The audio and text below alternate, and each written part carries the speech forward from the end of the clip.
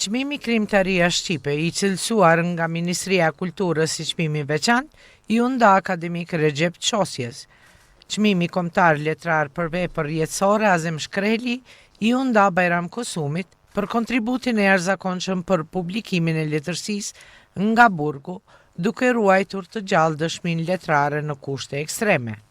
Me angazhimin e tij në Institutin Albanologjik, në Fakultetin Filozofik në degën e letërsisë dhe gjuhës shqipe, në Akademinë e Shkencave dhe Arteve të Kosovës, në revistën letrare Jeta e Re. Ai ka lënë gjurmë të pashlyeshme dhe ka shërbyer si shtyllë e mendimit kombëtar që i ka dhënë dritë letërsisë dhe kulturës shqiptare për dekada me radhë. Duke shprehur falënderimin dhe mirënjohjen e thellë për kontributin dhe krijimtarinë e tij letrare, pra të akademik Recep Çosja, unë dhe ne si institucion kemi nderin që sot t'ia ndajmë çmimin Letërsia Shqipe për gëzimin e Recep Çosja.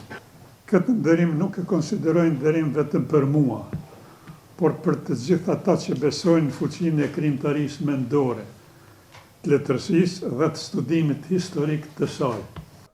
Çmimet tjera i u ndan autorëve të ndryshëm për kontributin e tyre në letërsi. Çmimi për veprën më të mirë në prozë Anton Pashku i u dha Ballsor Hoxhës, ai për veprën më të mirë në poezi Ali Podrimja, Donika Davishevcit. Çmimi për veprën më të mirë për fëmijë dhe të rinj, Vebi Kikaj i u nda Dije Demirit, ndërkaq për veprën më të mirë në kritik letrare dhe eseistik, Ibrahim Rugova ndahet mes dy studiueseve, Eronita Kqiku për veprën Arti i brikolazhit dhe Meliza Krasniqi për shkrimtarët shqiptare 1954-1990.